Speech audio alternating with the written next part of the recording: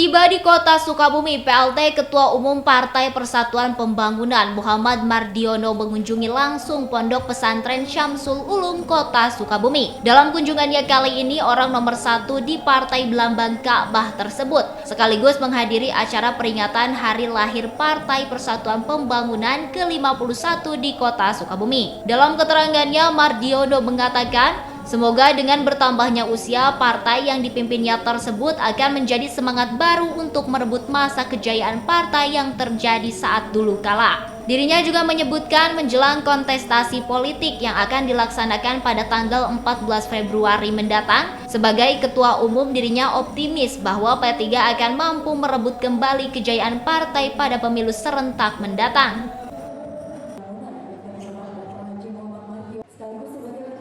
Ini menjadi sejarah untuk merajut kembali antara pesantren di Syamsul Ulum ini, ya, kemudian dengan Partai Persatuan Pembangunan nanti di masa perjuangan di masa yang akan datang. Siap. Alhamdulillah, dan tadi Ibu Nyai telah banyak sekali memberikan wejangan-wejangan ya kepada saya dalam rangka untuk melanjutkan perjuangan dalam rangka memperjuangkan umat.